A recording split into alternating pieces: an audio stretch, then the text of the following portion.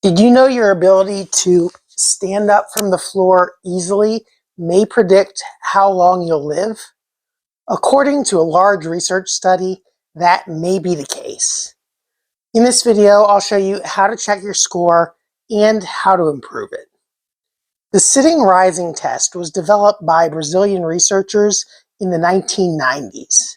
In a 2012 study, researchers followed 2,002 participants aged 51 to 80 for an average of 6.5 years. During the study period, 159 of the participants died. And what researchers found is that people who scored better on the test were significantly more likely to live longer than people who scored poorly. So I'll first show you how to do the test and how to check your score, and then we'll go over some exercises and other strategies to improve it. So the test is two parts. You first sit down on the floor and then you stand up. The instruction the researchers gave is, without worrying about speed, sit down and then rise from the floor with as little support as possible. For every hand, elbow, knee, or side of the leg you put down on the floor, or if you brace your hand on the knee, you lose 1 point. So there's a maximum of 5 points for sitting down and a maximum of 5 points for standing back up. To sit down, if you go down like that without touching anything, that would be a 5. Now to stand back up, you need to go without touching hands, without touching elbows, without going to a knee. And so it would look something like that. Now you'll notice I touched the side of my leg. I can't quite get a perfect 10 myself, and that's okay, because what researchers found is that anywhere above a score of 8, you were still in the highest category.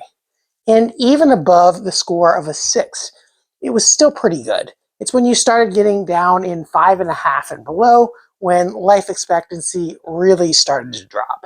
Here's a table of age-related norms for the sitting rising test. Take a moment to pause the video and see where your score matches up. Then leave a comment below. Now, the reason that this predicts life expectancy is because it tests a number of factors all in one.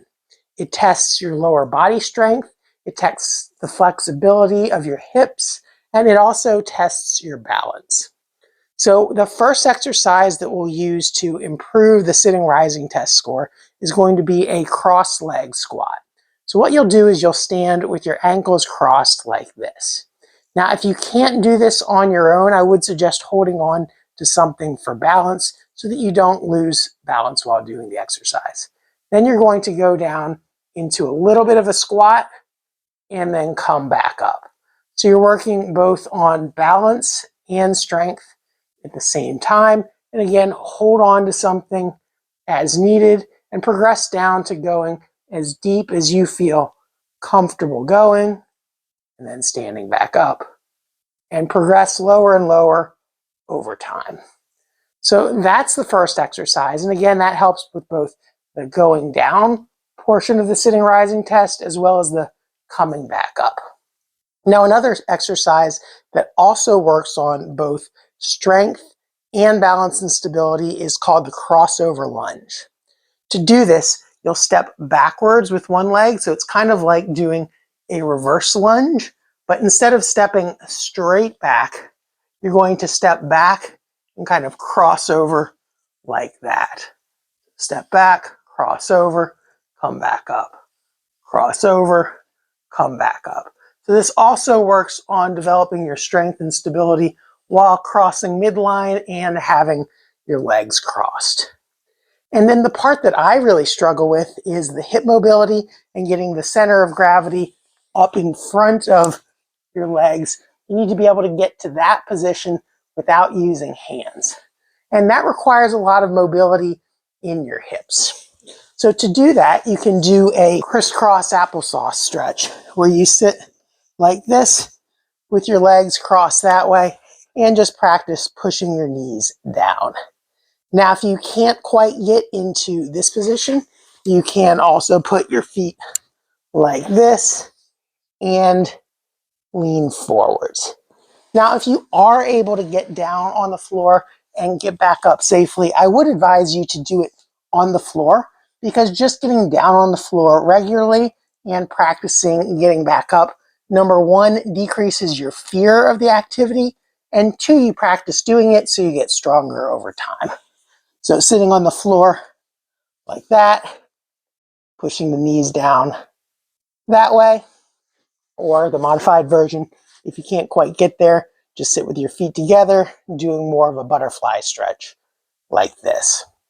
Now, in the real world, it doesn't really matter if you use your hands to get up from the floor. It's more of just a test to see how easy or difficult the activity is. But in the real world, there's no rule to say you have to get up without using your hands. In fact, if I were to get up, I would use my hands in real life. So here's one of my favorite ways to get up from the floor that doesn't require putting weight on your knees, which is a problem for many seniors. In order to do this, you'll use one or both hands. So for the getting up portion, it would really only score 3 or 4 out of 5. But again, in the real world, that doesn't matter so much. So you'd cross your ankles just like we did for the previous stretch. You'll put both hands over to one side, or you really only need one hand down on the floor, but you can use both. And then you just kind of spiral around like that and get back up. If you wanted to do it with just one hand, you just spiral around like that and get back up. Now, if that doesn't work for you, there's nothing to say that you have to do it that way. You just need to find a way that works for you. And in this video, I'll share 5 different ways to get up from the floor, plus 5 exercises to help you get stronger to make it easier to get up from the floor. But before you go, if you found this video helpful, make sure to give it a like, and if you haven't already, subscribe to our channel so you can get notified of our future tips.